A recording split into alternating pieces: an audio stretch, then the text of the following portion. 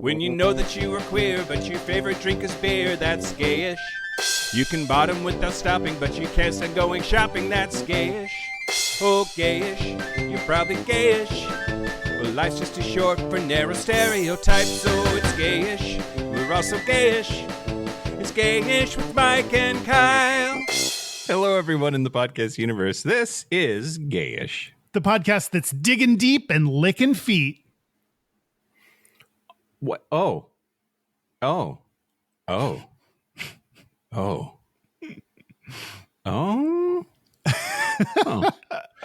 Mike Johnson. I'm Kyle Getz. We're here to bridge the gap between sexuality and actuality. And today, Kyle. Yeah, Mike. What did that even mean? I don't know. We're at the point where we've done so many episodes that I don't have good intros anymore, and I need to get back to sourcing them from people. So send in the podcast that suggestions if you want me to use them. Yeah, or you could just start saying them over. I could start from the very beginning and get 465 things of content again. That's a good idea. Yep. That's where we've arrived, I think. They think that's where we're at these days. Do you think we're ever going to retire? I think so. I can't imagine, are we going to be 70 doing this podcast? I mean, the rate we're going, maybe. Maybe. That's true. Maybe we'll be 70 recording a podcast. It'll be like in the elders' home community room that we do the recording. Yep. We're remote today because my dog has diarrhea. And because I'm not feeling good. Well, now that I have a dog, I can blame everything on her. It's all the dog's fault. Yep. Yeah, she has no shame. That's an unpleasant thing that you have to deal with. It's fine. She hasn't shit in like almost an hour, so hooray. We're on the right track. We're on the right track. Can the same be said for me? No. Okay, that's it. I feel like we put enough buffer between the theme song and the news theme song. Wait, before we get to the news, though, yeah, next month is Losers Month. Oh my God, get in, losers! We're monthing. Yeah, next month we are doing a poll in our Facebook group, facebook.com/groups/Gayish podcast, and you can vote on Patreon topics that have lost in the poll in previous months. Derek helped us compile all those topics. Mike and I picked a select 10 from that list of losers, and now we turn it over to you to vote on which loser you all want us to actually talk about. We scraped the bottom of the barrel. Which chunks do you want? I think there's some good stuff in there. There is some good stuff in there. I think sometimes, like this month, Patreon doesn't make the right choice. Oh, and I trounced you. We have to talk about that. We'll talk about that more later. Yeah, that's right. Let's distract everybody by doing the news. Shut your mouth hole. It's time for your ear holes. News. News the first, Kyle. Yeah. Area Duso, a trans woman and Democrat, has been elected mayor of Downingtown, Pennsylvania. It's about 30 miles west of Philadelphia in Chester County. It was not even close. She fucking railed Rich Bryant, who was the Republican, 64-35. Damn. But it is the state of Pennsylvania's first ever out trans mayor. Have there been other, not just outside of Pennsylvania, have there been other trans mayors? Yes, there have been. Oh, I didn't realize that. Good for trans people. Yeah. There was 170 candidates across the nation that were endorsed by the LGBTQ plus Victory Fund in the 2025 general election. President and CEO Evan Lowe, who I think is the Evan Lowe that was running for Congress in California, he's hot, said in a statement that, quote, with Erica Duso's election, Downingtown has made history and sent a message far beyond Pennsylvania as one of the few out trans mayors elected in America. Erica's leadership will inspire trans youth across the country who are looking for hope in a time of relentless attacks. Her victory proves that when we lead with authenticity, empathy, and vision, communities respond with trust and support. That's great. That's so rarely do we have positive stories about trans people in the news these days. So it's really refreshing. Yeah, I mean, this last election was a giant middle finger to anti-trans rhetoric, right? Like, if the Republicans have made that their one issue, they got their fucking asses kicked this last election. Yes. Let's hope that continues. Suck it. I certainly don't expect them to be less shitty. So me either. News the second. Yeah. Nancy Pelosi's retiring. Oh, she is? Yeah, the first woman to serve as Speaker of the U.S. House of Representatives and one of the most influential lawmakers of the modern era announced on Thursday that she will not be seeking re-election in 2026. And I put her in the news not because she's gay, that would be a scoop, but because she has been such an ally to our community. She's 85 years old and has made LGBTQ issues at the center of her public persona her entire career. She's from San Francisco, so that makes a lot of sense. I don't think that you could not be an ally and succeed in that town for very long at all. Mm-hmm. But yeah, she's just hanging up the gavel, which I think is probably a good thing. Yeah, at some point you got to be like, all right, it's time, y'all. Like, I got to do something else with the rest of my life. Yeah, exactly right. And it sort of like lets her leave on her own terms too, I think, because we've seen a lot of politicians who just like they do Weekend at Bernie's with them for 10 years and then they finally retire. Like, are you old enough to remember Strom Thurmond in his wheelchair? Like, clearly had no idea where the fuck he was, but his aides were literally wheeling him around voting on shit. No, I don't know who that is. He was a senator from one of the Carolinas, I think, South Carolina, and a real dickbag fuckface asshole. That's not who we're talking about. We're talking about Nancy Pelosi. Nancy Pelosi. She's retiring, so there's going to be a safe blue seat for open election in 2026 for San Francisco. Nice. News the last, Kyle. Jonathan Bailey is people's sexiest man alive. Yeah, he is. Okay, I didn't see the news about Nancy Pelosi, but I did see the Jonathan Bailey news. Of course, my Instagram feed knows what to serve me. Right. Yeah, exactly. Yeah, he is on the cover of People Magazine's November 17th issue. And he is the first out gay man to be named sexiest man alive. Yeah, Hugh Jackman was it once, but he's not out. Or, yeah, right. Exactly. I assume that he's not the first gay one to be people's sexiest man alive. He can't be. But he is out. It's hilarious. I saw a interview that he was interviewed by Jeff Goldblum. And Jeff Goldblum, I don't know if he's just such an ally that it didn't even dawn on him. But Jonathan Bailey said something to the effect of like, I'm going to squeeze every ounce of sexuality I can out of this, just because, and Jeff Goldblum did not know that he was referring to the fact that he's the first openly gay sexiest man alive, to which Jeff Goldblum responded, yes. Because that's how he talks. That was 3 positive stories, Kyle. Wow. Since when has that ever happened? This is a record. I would not get used to that. Okay. That's the news. That's the news. Mark it down in the history books. All positive stories. Speaking of positive things that I want to celebrate, I want to thank our new Patreon members, Kevin Creme or Cream, probably Creme. I hope it's Cream. I hope it's Cream too. So I'm going to call him Kevin Cream. And Andrew Rabin or Rabin or Rabin. Ray-Ban, like the sunglasses? No, Rabin. Rabin. Rabin. I don't Rabin. know. So 2 names that we're back to names I can't pronounce. Sorry, everyone. If you want ad-free episodes a day early, if you want to get bonus content like bonus episodes and segments, if you want to use Mike's hole, use it. Then go to, if you want to support the show, go to patreon.com/gayish podcast. Do it. Do you want to talk about facials? Speaking of using your hole. Let's talk about facials. Okay. So once again, I think Kyle, I just, as near as I could tell, you've paid for enough new Patreon supporters that you tip them off on what to vote for. Okay, I'm going to get on my soapbox, Kyle. Brandi Carlile is a fucking global treasure, and the fact that you all put her below farts says you need to rethink your priorities, faggots. Or we need to do an episode on her so people know who she is. No one knows who she is. I don't know who she is. I recognize the name, but I don't really know who she is. That's really upsetting. I think if I were lesbian, I would never listen to this show again about 20 episodes ago, but I for sure after today. Are you sure it's not wouldn't. like? Are you sure it's not like a few hundred episodes ago that lesbians dipped out?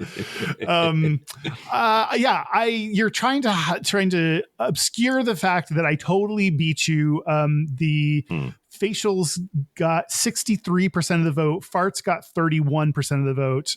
In the tiebreaker vote, facials got 80%, and the next closest was farts at 14%. So I just that means in the main poll that Brandy Carlisle got like 8% or 7%, something like that. Yeah, something like that. It was, you guys done Brandy dirty. I very upset on her behalf. But again, the important thing is I won, and that's what we need to keep circling back to. Yep. And if you want to smell our farts, you can get that episode this month as the bonus coming up in a little while. Yeah. Facials was also a topic that you got from the list of sniffies, like into or interests or whatever. So this is a sniffies topic as well. It's a whole category. That's really interesting. It's a whole category. We're going to start out by, I'm going to tell you some Urban Dictionary definitions. Yeah. Urban Dictionary. Let's do it. So first, let's just do the definition of facial. There were a few. So the first one is when someone comes all over your fucking face. Yeah. Just blow that load. I like that. Another definition, a sexual act in which hot, sticky man juice is spewed onto a girl's face. Have I ever told you that one of my favorite / totally not favorite euphemisms for jizz is horse chowder? Horse chowder. Oh no, I don't like that. Just pour a hot steaming bowl of horse chowder all over. I don't face. think I've ever heard that. I'm glad that I haven't heard that until this moment. You ruined life now. You're gonna forget. That's true. That's true.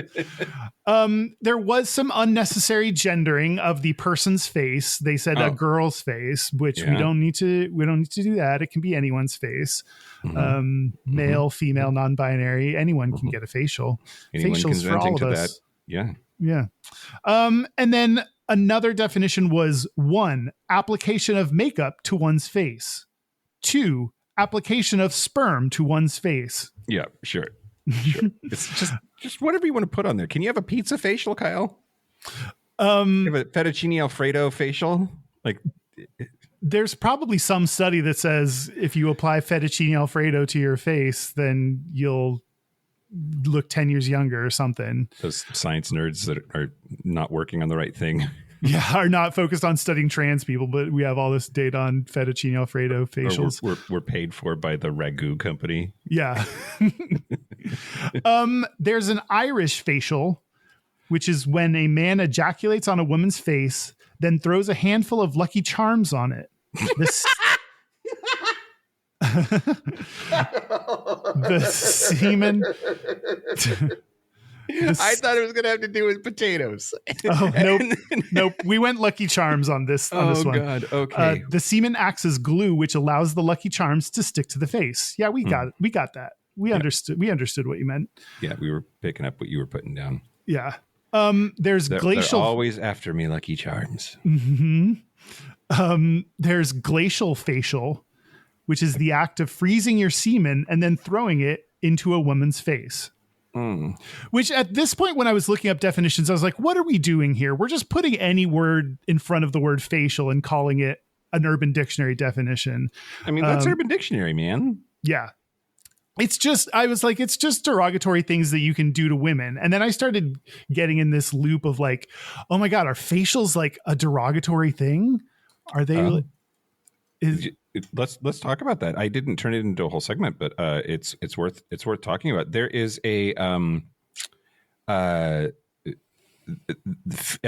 there's a bunch of feminist porno makers, and apparently that community has been debating for more than a decade now about the question: can facials ever be feminist? And there's a director named Candida Royale who died in 2013, but said never, ever, ever can a facial be considered a feminist act. But then there's a director named Erica Lust who said, who mocked, quote, "That's from the Church of the Pure Feminist Porn Producers." And that it's actually misogynist to say it's not feminist, that it's feminist as long as the woman is actually enjoying it, and suggesting that anything that she is doing to enjoy herself must be a sin if it involves a man is her take. So I don't know. I lean towards the latter. I think that if you're the one making the decision to do it, and you enjoy it and you want it, then it's not an offensive act. It's interesting to me, Kyle, because I have a hard time separating it from, well, we're going to talk more, but fuck it. It's our podcast. We do what we want. It seems like degradation is part and parcel with the facial in a lot of contexts, not necessarily all, but that like it's like it feels a bit oxymoronic to talk about a loving facial or a like a gentle, meaningful facial. Like it is a like dom sub at the very least, if not degradation of the person being come on. I don't know if it's dom sub. Dom sub seems like it would have to be a little bit more intense than just a facial. Otherwise, we're all dom subbing all over the place all the time. I think we are. Oh, it's a spectrum, Kyle. It is a spectrum. It is a little bit. Is that why I like facials? Because of the degradation aspect to it? Because you're being treated like the shit that you believe that you are. Yeah. Oof. This is a weird topic to bring up in therapy. Yeah. Yeah. So I'm going to ignore it. like a good gay, ignore those feelings and move on. There's a strawberry facial. Oh. When a woman, what? Oh, no. Okay. No. You have to finish now. It's getting worse. Woman who is on her period squirts on someone's face and blood also comes out. That's okay. At least it said someone. The gender of the recipient was not implied there. That's true. And is getting squirted on by a vagina, is that a facial? Or in my mind, facials are always like semen from a dick. Other sexual fluids don't count, huh? They hadn't before this moment in my mind. Facials had always meant one really specific thing. Mm-hmm. And that's come from a dick on your face. Mm-hmm. Mm-hmm. Do you think this counts as a facial? I think that it should. Feminism. Okay. All right. I can't argue with feminism. Because like this whole squirting phenomenon is like related to orgasm. Like and women typically don't like ejaculate, but like there's an emission of fluid at climax, and the like to say that it's the same thing, I don't think is that big of a stretch. So if we want to, I don't know. I think it counts. Okay. All right. We'll count it. There's no other word we can use for it, like facial, like Herschel, or like a facial. I don't know. Well, if we're not careful, we're going to say Squirtle, which is a Pokemon. It should be called a Squirtle. It absolutely should. That's what it's called. Done. There is reverse facial. Oh. Female ejaculation on the male's face, i.e. squirting. Yeah. Okay. So they just call it reverse facial. That's hurtful.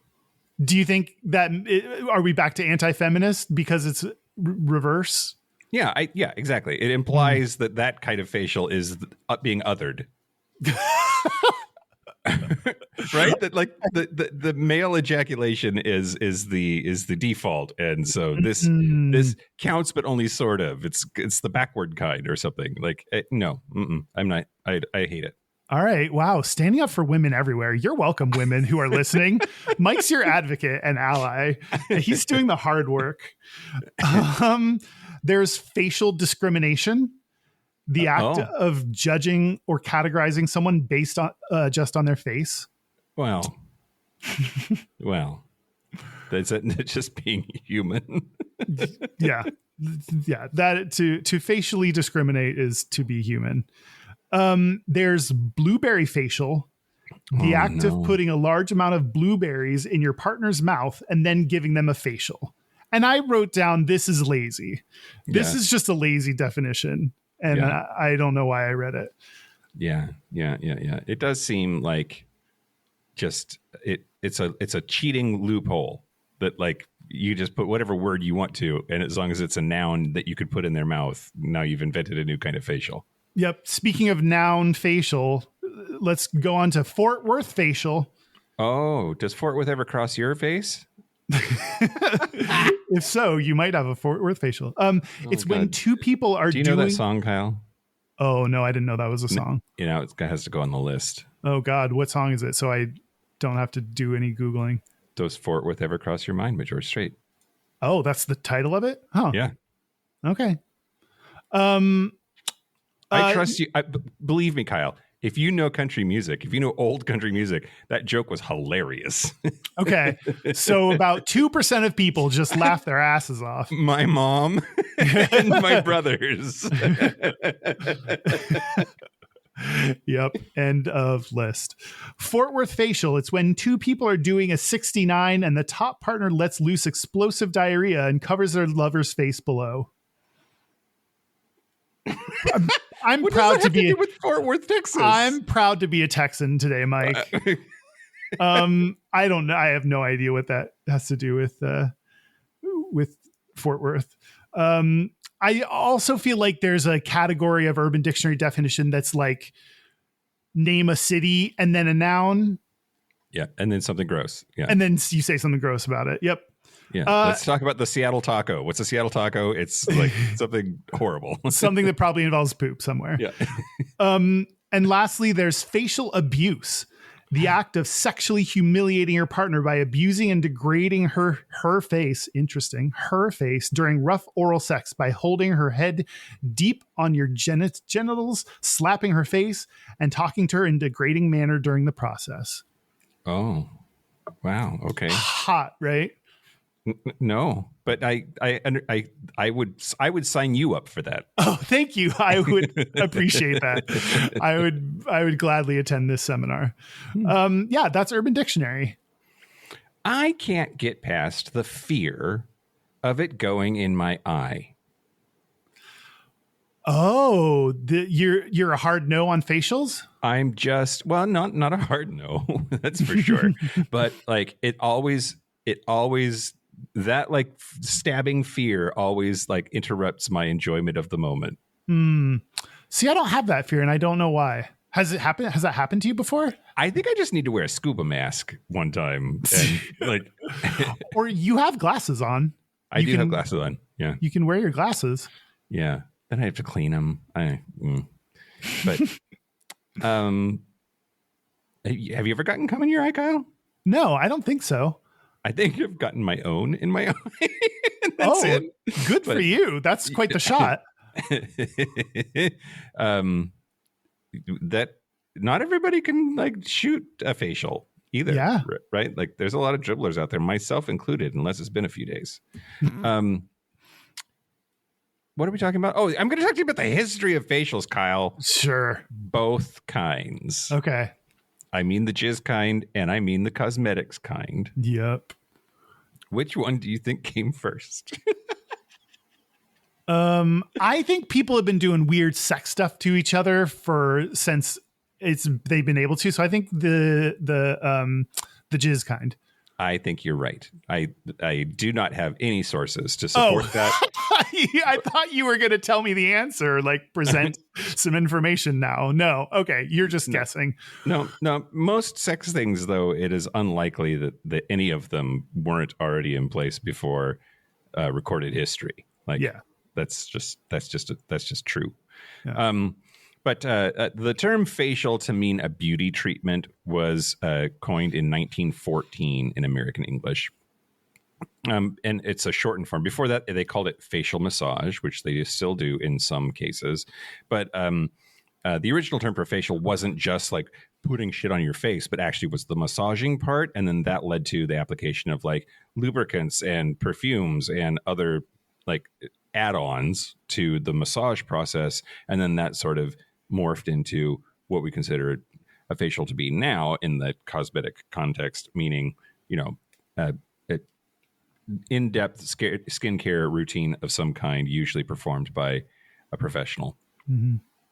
Let's see. The first dedicated beauty salon opened in 1888 when Martha Matilda Harper, and I think we've talked about her before, she revolutionized the industry by having clients come to her home, or not to her homes, having clients come to her Rochester, New York location instead of going to their home. She also invented the salon reclining chair that we still use today. Oh, wow. I hope she made some money off that. I do too. Well, she's probably dead. She's probably dead. 1888. Yeah. Okay. I'm going to talk to you about a whole bunch of weird facials in the Patreon segment, but we can't get away from talking in the history segment about Cleopatra. What do you know about Cleopatra, Kyle? I think she's a song. Who's sang the song Cleopatra? Cleopatra coming at you. I don't know. She's the queen of denial. That was a country song too. Apparently, apparently it's Country Day. Okay, Cleopatra had a crazy facial process. She's like renowned for her beauty at the time, and she was the queen of Egypt. But she created her own manufacturing plant to make perfumes, serums, and cosmetics. She's possibly history's first beauty entrepreneur. Wow. But so modern chemical peels, when they applied that like burny acidy stuff to your face to like peel off the first layer and rejuvenate your skin, she accomplished the same thing by having a daily sour milk bath. Now, sour milk contains lactic acid, and apparently she had a herd of 700 donkeys that would get milked so that there was enough milk for her to have her facials. Damn. That's so much effort going into this like one little part of your beauty regimen. Yeah, it also seems like, if you've got the money, you might as well. I guess you might as well have 700 donkeys. Like if you want to feel powerful, tell your army to go milk those donkeys. Yeah. But yeah, the lactic acid in the milk apparently is the same as some modern chemical peels, and that is like part of her beauty routine. But it's the first time that we have recorded like a routine of like she did this process and then she did this process and then she did this process, and that's how she took care of her face. Let's see. So the other kind of facial, the jizz kind, what do you think is the first time that appears in print? In 1933. Okay. No. Marquis de Sade in 1785. Wow. In his book, The 120 Days of Sodom. And the line, which is, it's a direct translation or whatever, but it's, quote, "I squirt the fuck in her face. That's my passion, my child. I have no other." Wow, that's graphic. Yeah, which he was, right? Like sadism, this is one of the few like folk etymologies that ends up being actually true. Sadism, as in like sadism and masochism, is named for Marquis de Sade because he was kinky as fuck and wrote about it. And he did a whole bunch of crazy stuff back in the day. And a lot of it was like illegal and or, not great by our standards in terms of like the consent stuff. But yeah, he is like the dude. He's the dude that wrote about the jizz kind of facial first, as far as we can tell. Okay. So this is one of those fun ones where there's an exact date. October 1st, 1972 is the breakthrough year for pornographic money shots. So the film Deep Throat, which is super famous and a lot of fun, it was the first major film to feature intentional external ejaculation as scene conclusions.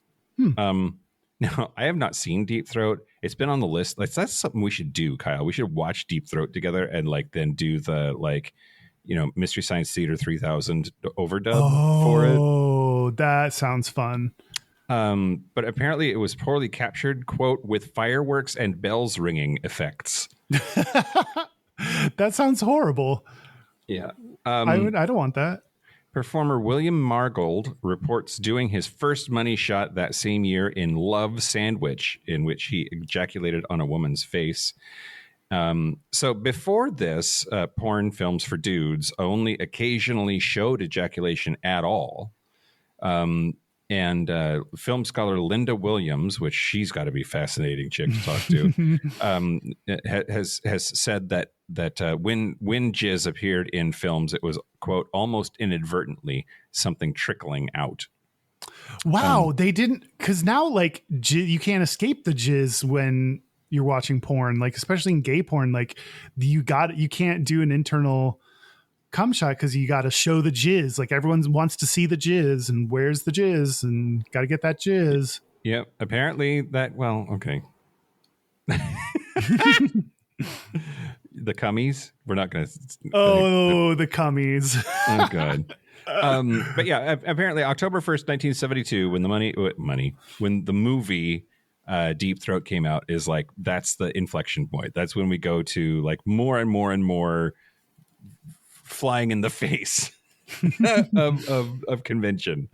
Yeah.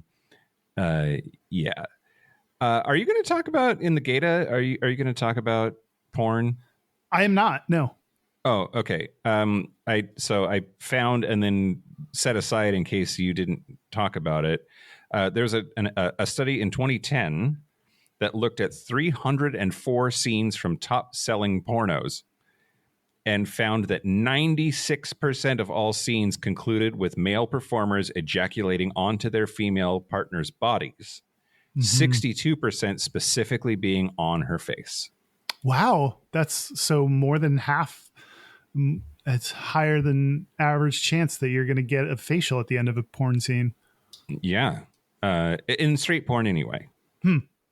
Now, there's no good data, no good research on how that compares to gay porn.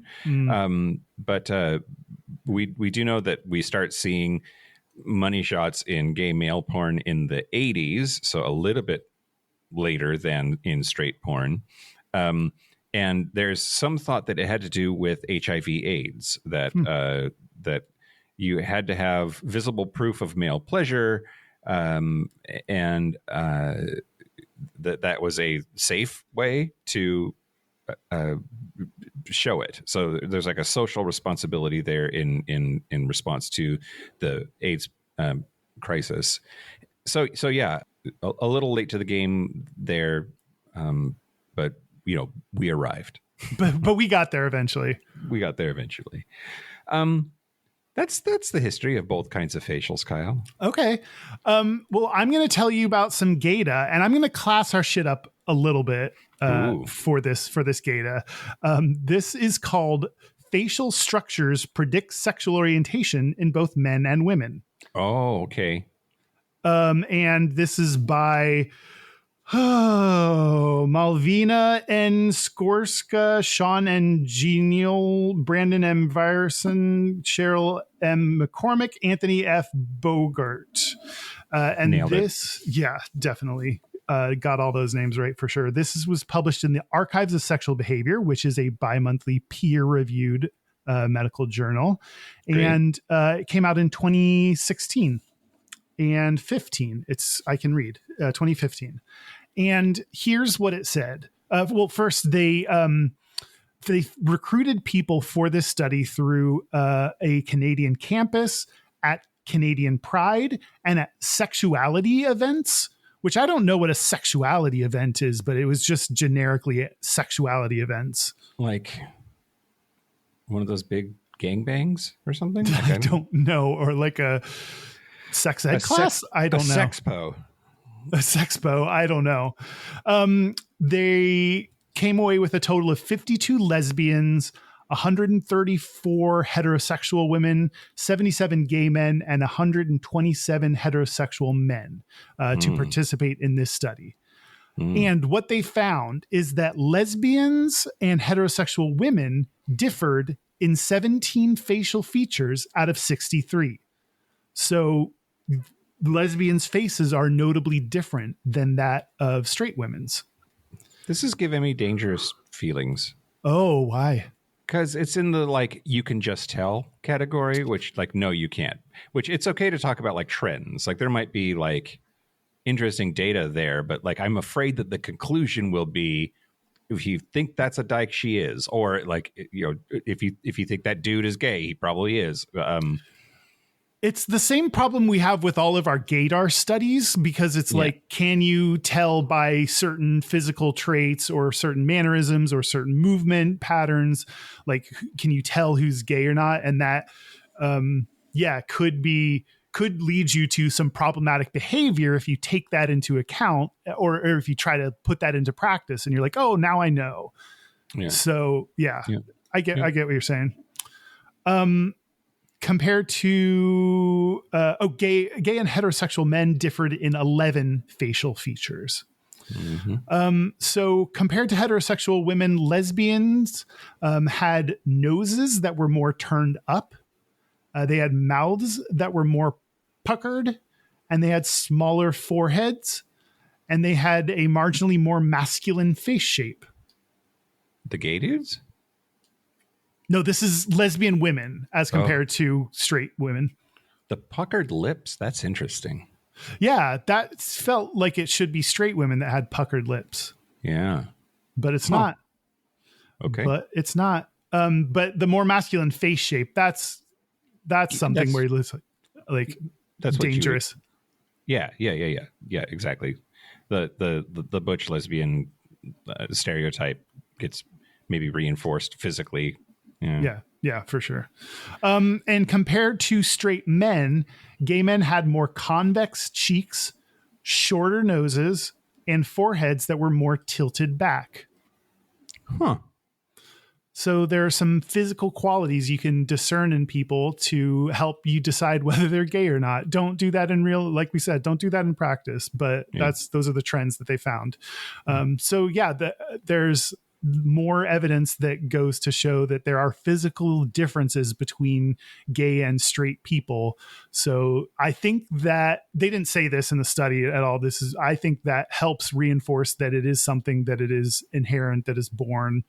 If there are differences that you can tell through things you can't control, like your facial features. Yeah. There's some like a lot of those looking at body parts to make decisions about a person. It has like a super dangerous like Nazi / eugenicist history. So it brings my hackles up a little bit. Yeah. How you use this data is very important. And the way you should probably use it is by reading it on your podcast and nothing else. You probably shouldn't actually do anything with this data. Right. Yeah, exactly. Yeah. Well, Kyle. Yeah. Mike. Okay. I'm going to talk to you about the other kind of facial, but I'm going to tell you how to other kind, whatever. I'm going to tell you how to give yourself a facial, Kyle, and it's not by being flexible. Okay. So I'm guilty. I'm not that kind of gay. I'm bad at skincare, which me too. I have okay skin because I drink a lot of water and I hate the sun. But you really should be doing a skincare routine of some kind. And lots of gays do. But in case you're one of those gays who's just gay-ish and don't know what you're doing, here's some tips and tricks. And I need this for sure. Sunscreen, Kyle. Sunscreen is the best and cheapest thing that you can do to buck anti-aging. I've heard that, and I need to be better at putting on sunscreen. According to Dr. Jennifer Janiga, up to 80% of UV rays reach Earth even on cloudy days, and UV damage is the number one cause of premature aging. The American Academy of Dermatology says that people usually put on too little. Just for your face, you should have a dollop that's the size of a nickel. And you need to reapply every 2 hours. Slab that shit on there. Slab that shit on there. The top 3 beginner mistakes, if you're just getting into face care, are number 1, skipping sunscreen on cloudy days. Mm-hmm. Number 2, over exfoliating. It strips the protective skin barrier and causes micro tears. There's some people who like really dig in there with their washcloth or their pumice stone or their loofah or whatever, and that's not great. And then number 3, waiting too long. You can't wait until you're old to start this stuff to prevent yourself from getting old. You need to do it in your 20s and 30s so that you have good skin in your 40s and beyond. Yeah, it's too late for me now. I'll just give up. It's okay. Well, okay. Here is a complete beginner routine that should cost under $100 a month to do. Okay. CeraVe is a brand. I don't know if I'm saying it right, but it's CERA capital VE. I need to back up. There's only 4 skincare ingredients that have peer-reviewed scientific evidence. Like, you don't have to look very far to find like all kinds of wacky shit, some of which I'm going to talk in the Patreon segment, that people like put on their face. Like, you don't need unicorn semen in your skincare products. Maybe they'll be studied and will be found to be beneficial. But like, for right now, the best medicine that we have says that there's only 4 ingredients that actually work when it comes to making your skin better. Retinoids, those are vitamin A derivatives that increase collagen and cell turnover. Niacinamide, which is vitamin B3, it blocks melanin transfer and reduces inflammation. Vitamin C, it neutralizes free radicals and boosts collagen. And alpha hydroxy acids like glycolic acid, which is a chemical exfoliator. It breaks bonds between dead skin cells. And according to cosmetic chemist Perry Romanowski, quote, marketing usually gets in the way of what the science can show. Your skin is pretty good at blocking stuff out. That's why things like retinol and salicylic acid work. They break down the glue that keeps skin together. All of these things are found very cheaply in like knockoff brand stuff. You don't need to you don't need to go to Sephora to take care of your skin with the stuff that we know actually works. So this is where the CeraVe company comes in. I've not used them. I cannot actually like vouch for them in any way, but this stuff that I was looking at, they have these 4 ingredients in them. And any good regimen really needs only 3 things: a cleanser, a moisturizer, and sunscreen. So CeraVe Hydrating Cleanser, CeraVe Moisturizing Cream, La Roche-Posay Mineral Tinted Sunscreen, Differin Gel /Adapalene, and the Ordinary Niacinamide, 10% strength. All of that you can get for under $100. And it's all recommended by board-certified dermatologists. It's available at Target or Walmart. And the one really cool one is the Differin that I said in that list, Adapalene. It's an FDA-approved 3rd-generation retinoid that was prescription only until recently. And a 6-month study showed a 40% reduction in forehead wrinkles. Wow. Yeah. That's pretty dramatic. So once a week, you're going to spend an hour and you're going to do this. Number 1, these are tips I found on Healthline. Number 1, set the atmosphere with candles and or music. Like, if you're going to treat it like a date with yourself and your skin. Yeah, set the mood for yourself. Number 2, double cleanse. First, remove any makeup if you're a makeup wearer, then wash with your cleanser. Number 3, you're going to steam your face. You're going to boil some water in a bowl, and you're going to drape a towel over your head and put your face in the bowl, but not close enough that you touch the water and burn your face. But Thank you. You want really, really hot steam coming out of that bowl, and that's going to open up your pores. Okay. This so far is free. That's nice. So far is free. Number 4, you're going to gently exfoliate in circular motions. Get yourself a good cloth. It doesn't need to be like, don't start with a pumice stone, y'all. Don't cheese grater your face off. Just gently exfoliate in circular motions. Number 5, anesthetician Adita Yaros says don't do extractions.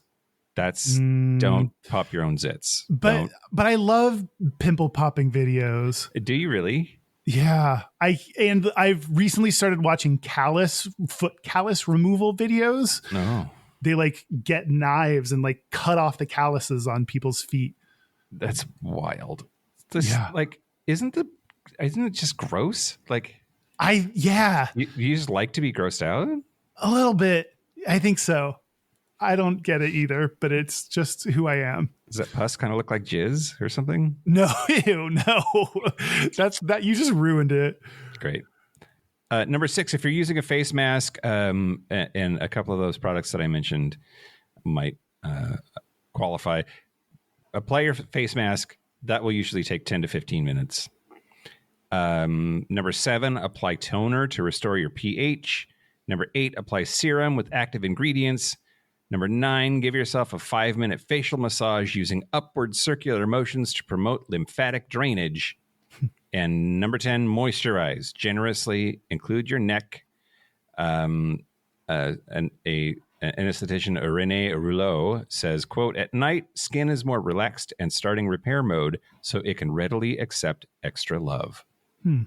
This has so many steps to it. I'm definitely not going to do it.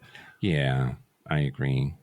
It seems like a lot. I know some gays will absolutely do multiple steps on their skincare because they care a lot about it, and I'm just not one of them. Well, the one dude that Joe though just said, like, you just need a good cleanser, a good moisturizer, and sunscreen. And really, there's a 10-minute version here where you wash your face with the cleanser and then you moisturize your face with the moisturizer. Done. And then make sure that you wear sunscreen if you're going to be outside. Okay. Maybe I could pull that off. Maybe. Right. Well, maybe if I draw you for Secret Santa, I will get you some frozen jizz so you can do your own glacial facial. Yes. Those are my tips, Kyle. I'm not the person to ask, and I really should be better about taking care of my skin. Maybe I'll take my own advice here. Are you actually going to? No. Well, I also have some tips, and yeah, you do. This is about the jizz kind. Yeah, the jizz kind. This is called from an article called "How to Come on the Face" on sexwithemily.com, which I think Sex with Emily is a podcast, and I think they outrank us all the time. So let's promote her. And for free. Well, tag her in this. Oh, cross promotion. Yeah. Non-consensual cross promotion is always effective.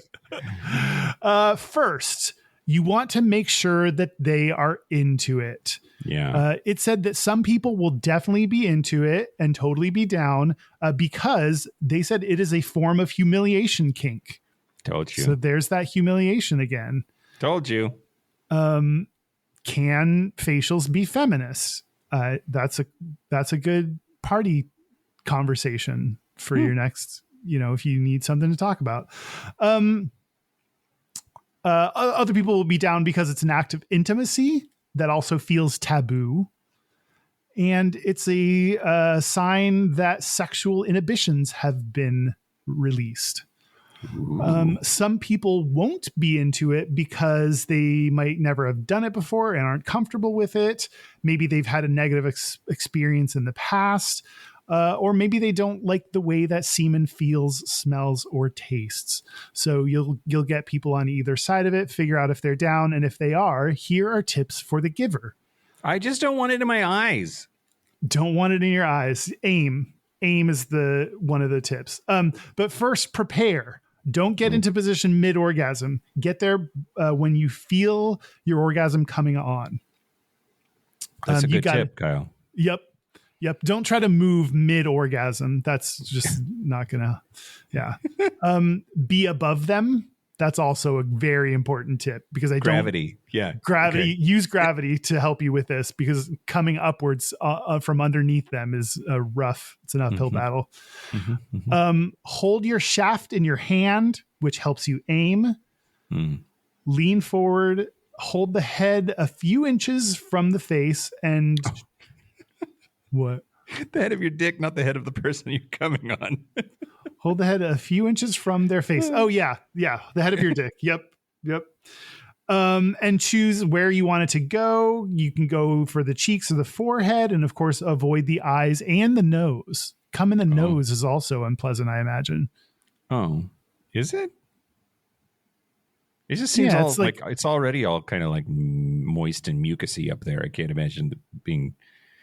Ew, getting cum up your nose? That sounds like I'd be blowing my nose for days. Maybe. Ugh. Yeah. Tips for the receiver. Close your eyes. There you go, Mike. We've solved it. Just close your eyes. What if you want to see it? Oh. I want to see it, but I don't want it in my eyes. I'm going to wear scuba goggles, Kyle. Problem solved. You're going to look. That's going to be some new kink is scuba goggles for facials. I'm going to wear scuba goggles and then come in my eyes, please. And then come all over my eyes. Do your worst. If giving oral, hold it against your cheek. As your partner is about to orgasm, turn your face and rest the penis alongside your cheek so they are ejaculating across it. Okay. And seems like maybe hard to coordinate, but yeah, there's more like steps. Practice in the mirror. I guess so. There's more steps involved in this process than I knew. I just thought it was like you just unload onto their face and you've done it. And the last tip for the receiver is to enjoy the submissiveness of it. If Dom sub dynamics appeal to you, lean into that energy. Mm-hmm. Okay. So those are some of the tips from Sex with Emily. Thanks, Emily, for all your sex. Okay, the last thing I'm going to tell you about is an Ask Reddit. Okay. And the question was, what's everyone's opinion on giving/taking facials? Is the sexiest way to finish, in my opinion, but curious what others think. And this was posted to Ask Gay Bros Over 30 by a deleted user. They said, out of breeding, finishing on their ass, in their mouth, on yourself, etc., I think giving your partner a big facial is the sexiest of them all. Opinions? Some of the opinions were as follows. First, hotter in theory than in practice / one of those porn things that doesn't translate at all. Like Sex on the Beach. It's actually terrible. I think I don't agree with them though.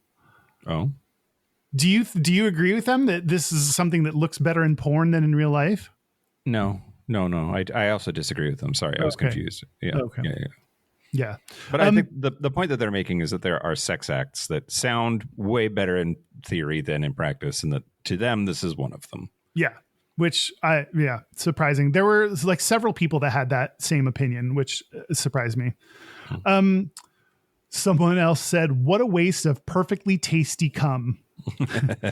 And then someone replied to that and said, I think it's worthwhile to make the effort to eat what you can. I mean, you never get as big an ROI as if he'd nutted directly into your welcoming mouth, but it's cum, my good man. Are you really above scooping it into your mouth with your hands? I mean, I'm not. Scooping. Yeah, you gotta scoop it. You gotta make a little scoop thing with your hand so you can shovel this cum into your mouth. We should invent like a cum squeegee. Like face contoured to your face that you could just kind of like shove it in there for easy cleanup after a facial, and then you wring it out into your mouth. Yeah. Perfect. I love this. We're gonna be. Oh, you're thinking of a chamois, but yes, same idea. No. Someone else said, my partner is super into giving facials. he shot in my eye on our first date. I personally don't care for them. It's kind of hot in the moment, but post-nut clarity hits me hard, and I question my choices for a minute, but I'll do it once in a while out of my love for my husband. Oh, that's very sweet. Which is actually a very sweet thing to do. Yeah, putting up with the sexual interest that your husband has because they have it and you care about them is, I think, a sign of a good relationship. Yeah, for sure. Someone else said the idea is hot, but I prefer to swallow. Less waste and easier cleanup, especially if I have a beard. Yeah, there is definitely something to the like no muss, no fuss. Yep, clean, easy, done. You swallow it, it's gone. You don't you don't even need a towel or anything. Yeah, yeah. Someone else said I never understood the appeal of giving and receiving them. So there's more people in the. I don't understand the people that don't understand facials. Just everything isn't for everyone, Kyle. I know, but maybe they should be. Someone else said love receiving them and fascinated by how many guys freak out if I don't clean it off immediately. Which I think it could be hot to leave a facial on your face for a little bit. How long is a little bit? I don't know, like 30 minutes. Oh, okay. All right. Or like there are some people that like giving you facial and then you like walk home with it on your face. Yeah, sure. That feels like degradation a little bit. That for sure does feel like degradation. Not a feminist act. Someone said, no thanks. I'm in the spitters are quitters group. Don't want or need it on my face. Which there are people that are hardcore about the spitters are quitters and it has to go in your mouth or it doesn't count for anything. That's so weird. People are hardcore about shit. I know. Just like there's lots of dudes, especially straight dudes, who are like spit or swallow is the like gross shorthand for the whole thing. Who fucking cares? It's whatever the mouth owner enjoys. Yeah, exactly. I think, and it's nice to like vary it up. I think like I don't always, if it's going somewhere on my face area, then I don't always want a facial, but I do sometimes, and I don't always want to swallow it, but I do sometimes. So yeah, it's good to keep things spicy. Some jizz tastes terrible. That's true. We didn't talk about how to make your jizz taste better. Pineapple. Is that the answer? I mean, among other things, no asparagus, just pineapple. Okay. Problem solved. Yeah. Lastly, someone said, I should be so lucky. But I was interested in this Reddit post because there were a variety of opinions ranging from like, nope, that looks better in porn, to I don't like it, to I love it, to my husband loves it and I do it just because. Like people were all over the map on facials. I didn't know that people would have such widespread beliefs about facials. I mean, I think for a lot of people, and I would put myself in this category, it's about the mess more than anything. And it's not just facials, for which that like sex is messy. Humans are messy. How much of that mess can you put up with? Right. Like I don't mind being sweaty, but I definitely want to take a shower as soon as we're done. Like I don't mind sleeping in the wet spot, but I don't want it on me. Like, I don't know. It's just like, I think a lot of people's proclivities about what they do or don't like can just boil down to like how fastidious they are. Yeah. And gays are known for being fastidious. Some are. Yeah. Yeah. Do we need to talk about we talked about our personal feelings on facials. Yeah. I mean, like, I'm not into it. Don't mind it. Don't want it in my eye. They scare me. But it's fine. And giving them, I don't know. I like, this is way too much information about me, but like I don't shoot when I come unless I've like not come in like 3 days. So I don't feel really qualified to, except like heavy use of gravity, you know? Yeah, get right over them. Yeah. Yeah. Yeah, I've lately been in this camp of like it's got to go in my ass or nothing. So It's a but phase. it's a phase. I'm in an ass or nothing phase right now. Yeah, Uranus is in retrograde. Oh, Well, so did we do it? are facials gay? I Yeah. feel like But they gays- started out straight, and they seem pretty straight in straight porn. Yeah. I feel like gays would be more likely to do facials. I couldn't find any data on this, but like gays would be more likely to do facials or like get or give a facial because I feel like we're more open to sexy things and not as closed off and open to ideas and other sexual ideas. I'm with you. Yeah, I agree. Yeah, I think we did it. Okay, well, then we're going to talk about weird facials next on Patreon, but I can't wait. Do you want to take a break? Yeah, let's take a break. Let's take a break. This is the part where Mike and Kyle take a break. So are we back? We're back. We're back. We're going to do our gayest and straightest. We're going to do our gayest and straightest, but first, local gay bar review. Kyle. Ooh, yeah. We're going to talk about Ginger's in San Francisco. Okay. It is one of the few gay bars that is not in the Castro. It is downtown. It's a fun little basement bar. I guess it just moved. So if you've been like years before, like you should see the new location. New is like, I don't know, since the pandemic or whatever. It's cute down there. The bartender was a thick girl that I was in love with. She's just like that sassy. I love her. The decor is iconic. I had a Moscow Mule. It was great. It was so fucking dead in there. It was a Thursday. Yeah. It wasn't the Castro and it was a Thursday. So, you know, whatever. 2.5 dildos. Okay. Solid. Let's do our gayest and straightest. Nope. Our website's gayishpodcast. Oh, right. That whole thing. Shit. Jesus. You can find us on social media at Gayish Podcast, or you can find our Discord or our Facebook group at gayishpodcast.com/contact. Our hotline, you can send us text messages or leave us voicemails, is 5855-GAYISH. That's 585-542-9474. Standard rates apply. Our email is gayishpodcast@gmail.com. Our physical mailing address is Post Office Box 19882, Seattle, Washington, 98109. Yeah. Okay. Buy our book. Come on our cruise. Use my hole. I don't know. What? Vote on Losers Month. Oh yeah. Vote on Losers Month. That's a good idea. Do it. Go to the Facebook group and vote on which episode topics you want to see for December. Yeah. Yeah. Kyle, it's my birthday. This is my birthday episode. I just realized it. Oh no. Happy birthday, Mike. Shit. I should be on top of this. No, it's fine. This is after 47 of these, I don't want any more. Send Mike all of your dick pics. Yeah, sure. I'll take those. Should we do our gayest and straightest? Yeah, let's do it. I'm going to go first because it's my birthday. Okay.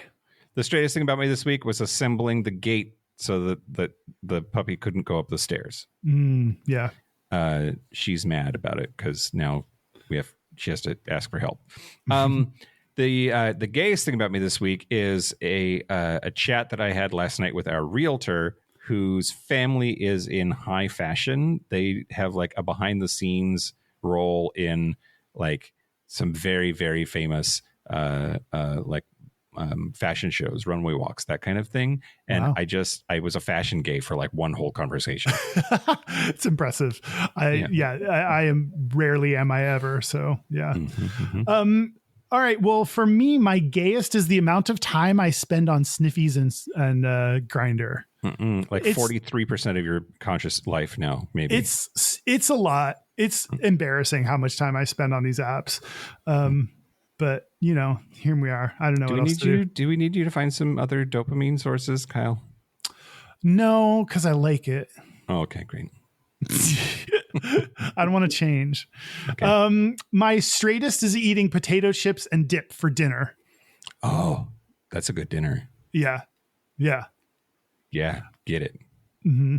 Nom nom nom nom nom nom. Nom, nom, nom. And we have a listener's Gayest and Straightest. Oh yeah, where is it? Which one? Who is this? Why are they here? It's in our voicemail. Oh. Hi, this is Trey from Indianapolis.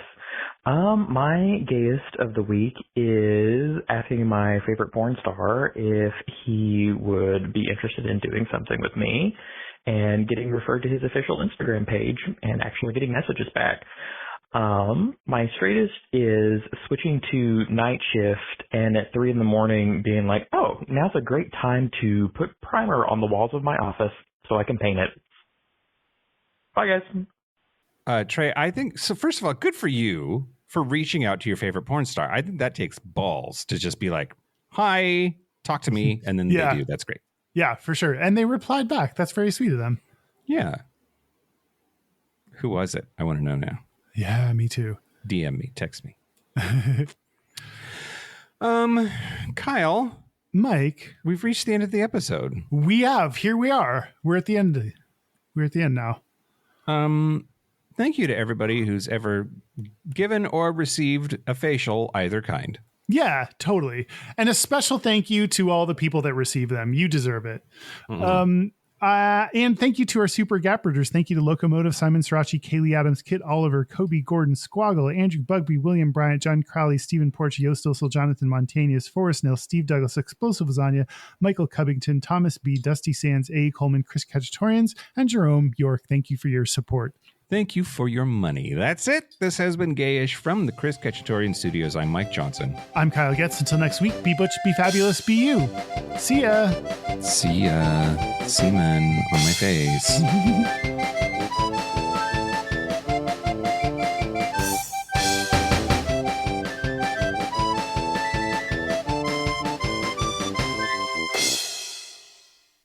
I have a puppy. Nobody's using my hole right now.